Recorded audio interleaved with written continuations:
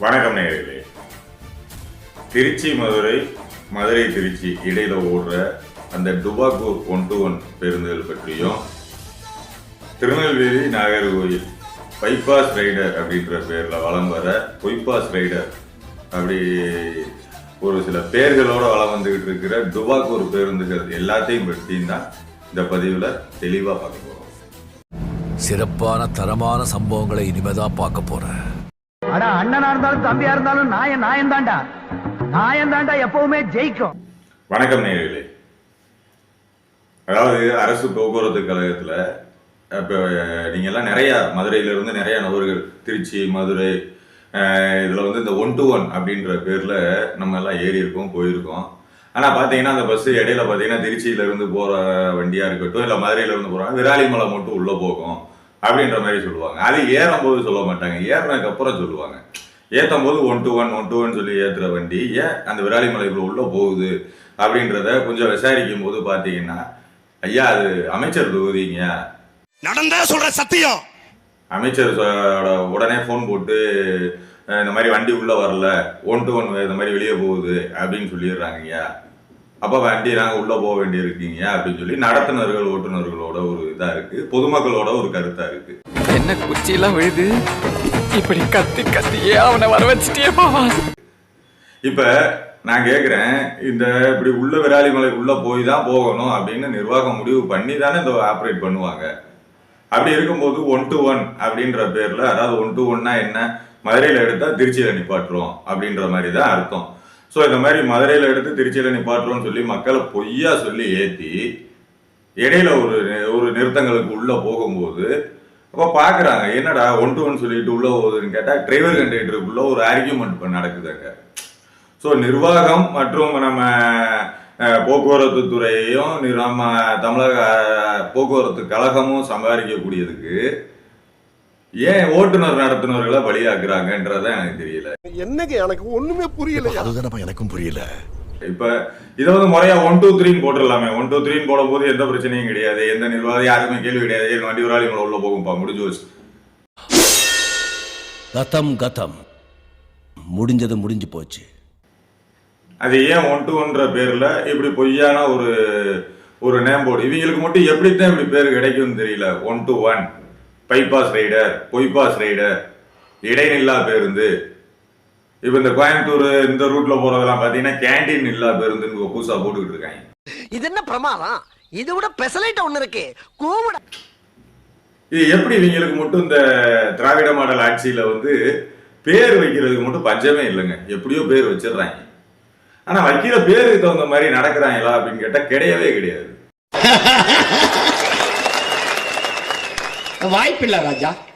இந்த 1-to-1 பேருந்து அழகா திருச்சி மதுரை வந்து அழகா 1-to-1 போட்டு நடத்துனர் ஓட்டுநர்களுக்கு உண்மையிலேயே அந்த ரூட் கோடோட இருக்கு அப்படின்னா நீங்க அந்த இதுல ஓட்ட விடலாம். இப்ப விராலிமலையில இருந்தே ஒருத்தர் போன் அடிக்கிறார் மேனேஜருக்கோ இல்ல மேல் அதிகாரிகளுக்கோ போன் அடிக்கிறாருன்னா, ஐயா இது 1-to-1, இது மதுரையில எடுத்தா விராலிமலையில, இது திருச்சியில தான் நிற்கும், திருச்சியில எடுத்தா மதுரையில தான் நிற்கும்ன்றத நீங்க கருத்து சொல்லலாமே. ஏன் சொல்ல மாட்டாங்க இந்த அதிகாரி? உடனே அது எந்த வண்டி நம்பர் என்ன, யார் கண்டக்டர், கூட அவனுக்கு மாமாவ இழிச்சவாயன் கண்டக்டர், அவன் இந்த உலகத்துக்கு ஏதோ சொல்ல விரும்புறான், டிரைவர்.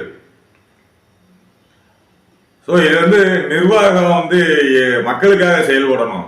அதாவது நீங்க மக்களுக்காக செயல்படுற மாதிரி காட்டிட்டு பின்னாடி மறைமுகமா என்னென்ன செய்யறீங்கன்றத வந்து இறைவனுக்கு தான் தெரியும். அதை நான் பேச விரும்பல, அதை பேசினா பல எபிசோடு போகும் இதுல. ஸோ அதெல்லாம் நம்ம இப்போ வரும் வீடியோக்களில் பார்க்கலாம், ஒவ்வொன்றா நோண்டுவோம். ஆனால் இப்போ இந்த 1-to-1 பேருந்து, இந்த 1-to-1 பேருந்துனால பல பிரச்சனைகளை மக்கள் சந்திக்கிறாங்க. 1-to-1 சொல்லி ஏறிடுறாங்க, ஆனால் அது முறையான 1-to-1 இருக்கிறது இல்லை. அதே மாதிரி மதுரை திருநெல்வேலி நாகர்கோவில் இந்த லைன்ல பார்த்தீங்கன்னா பைபாஸ் ரைடர் அப்படின்ற பேர்ல பொய்பாஸ் ரைடர் ஓடிக்கிட்டு இருக்கு. என்னங்கடா பைபாஸ் ரைடர் நான் கேட்குறேன். நான் கேட்க மாட்டேனாங்க, அறிவு வேணாங்க. அழகா எல்லா ஊர்லயும் உள்ள வந்து ஏத்தி இறக்கி போகும்போது நிர்வாகத்துக்கு கலெக்ஷன் தான் கூடும். இதுல போர்டு வச்சிடுறான், சாத்தூர் ஏறாமா அப்படி கேட்டா சாத்தூர் இல்ல சார், பைபாஸ் தான் இறங்க முடியும். கோயில்பட்டி புது பஸ் ஸ்டாண்டு. இது என்ன பிரமாதம், இது விட பெசலைட் ஒண்ணு இருக்கு. இது 2 நாளும் பரவாயில்லைங்க. வள்ளியூர் டோல்கேட்ல இறங்கிய வேற வழி இல்ல.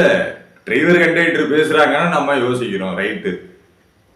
டிரைவர் கண்டக்டர் இப்படி ஓட்டுறாங்கன்ற நிர்வாகத்துக்கு தெரியாதா? And most importantly, rules and regulations எங்களுக்கு இல்ல. நிர்வாகத்துக்கு தெரியாம தான் ஓட்ட முடியுமா? கிடையவே கிடையாது. நிர்வாகத்துக்கு தெளிவா தெரியும். நிர்வாகம் தான் ஓட்டவே சொல்லுது. அதே நிர்வாகம் தான் நீங்க ஒரு போன் போட்டோம்னா டிரைவர் கண்டக்டரை பலி கொடுக்குது. நம்ம கேள்வி கேட்க வேண்டியது நிர்வாகத்தை தான் தவிர, இப்பெல்லாம் நிறைய பாத்தீங்கன்னா சோசியல் மீடியால டிரைவர் கண்டக்டரை நிப்பாட்டிட்டு பஸ்ல பிரச்சனைனா உடனே செல்ல எடுத்து வீடியோ எடுக்கிறீங்க. அதுக்கு பின்னாடி எத்தனை அதிகாரிகளோட ஒரு ஒரு தூண்டுதல் இருக்குன்றத கொஞ்சம் நீங்க பின்னோக்கி பாத்தீங்கன்னா தான் தெரியும். அதுல அவ்வளவு விஷயங்கள் இருக்கு.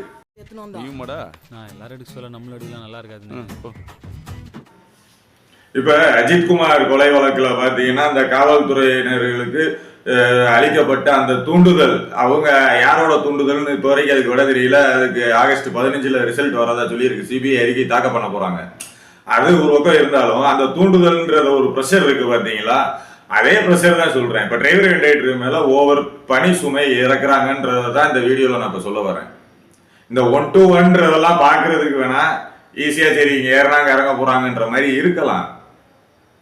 ஆனா இந்த 1-to-1 பேருந்துகளே பாத்தீங்கன்னா இப்ப இடையில பாத்தீங்கன்னா இன்னொரு சின்ன சின்ன விஷயங்கள்லாம் பண்ணுவாங்க. அது என்னன்னா இந்த தீபாவளி, பொங்கல், மக்கள் லேசா தலை தெரிஞ்சிடக்கூடாதப்பா. நம்ம அதிகாரிகளுக்கு மக்கள் தலை தெரிஞ்சிடக்கூடாது. பங்காளிகளா அடிச்சு தூக்கலாமா போடுறா மாட்டுத்தாவணிலாம் பாத்தீங்கன்னா பயங்கர அநியாயம் நடக்கும். போடுறா சென்னைக்கு ஸ்பெஷல் பஸ் போடுறா. எஸ்சிடிசி முறையா அத்தனை பஸ் போய்கிட்டு இருக்கு. ரிசர்வேஷன் அன்ரிசர்வேஷன்ல ஏற்றிட்டு போயிட்டு தான் இருக்காங்க. இது இல்லாம நீங்க திருச்சிக்கு 1-to-1 பேர்ல பல ஏசி நான் ஏசின்ற பேர்ல ஆர்டினரி பஸ் போய்கிட்டு தான் இருக்கு. திருச்சியில இருந்து சென்னைக்கு ஆர்டினரி பஸ் போய்கிட்டு இருக்கு. Trichy to Chennai SCTC service operate ஆகிட்டு தான் இருக்கு. இது இல்லாம நாகர்கோவில், திருநெல்வேலி ஆன்டிவே பஸ் சர்வீஸும் இருக்கு. இதெல்லாம் விட்டா அந்த கூட்டம் அப்படியே ஏறி போய்கிட்டு இருக்குங்க. இவங்க என்ன பண்றது, திருச்சி 1-to-1 பூரா தூக்கி சென்னை போடுறா அப்படின்னு சொல்லி பூராத்தை சென்னைக்கு அடிக்கிறாங்க வரிசையா. மென்டல் ஹாஸ்பிட்டலுக்கு போன் பண்றான். அப்ப திருச்சிக்கு வண்டி சிவகாசி, ராஜபாளையம், அருப்புக்கோட்டை பூரா பிரைவேட் வண்டிக்கு முன்னாடி ஓடிக்கிட்டு இருக்கும்ல, அதை பூரா தூக்கு, அவங்க பூரா திருச்சி போக சொல்லு. அப்ப அருப்புக்கோட்டை, திருச்சி இவங்க போறவங்க அதெல்லாம் பின்னாடி வண்டியை 10 நிமிஷம் நிப்பாட்டி அனுப்பிடாது, சரியா போகும் எல்லாம். என்ன உனக்கு தெரியாதா அப்படின்னு சொல்லி இந்த 1 ரூபாய்க்கு எவ்வளோ ஆக்குறாங்க பாருங்க பாவம். அந்த டிக்கெட் வேணுமா சார், அவங்கள போட்டு ரூட் பண்றது.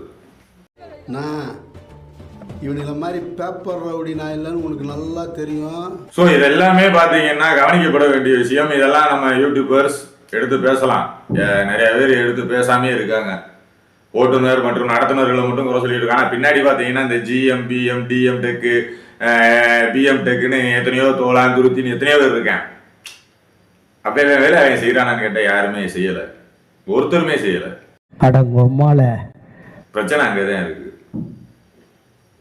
யாராவது ஒரு அதிகாரிகிட்ட ஒரு ரூட் நம்பர் கொடுத்து இந்த ரூட் நம்பர் எந்த வழித்தடத்துல ஓடுதுன்னு ஒரு அதிகாரியை கேட்டு அந்த அதிகாரி கரெக்டா சொல்லுங்க பார்க்கலாம்.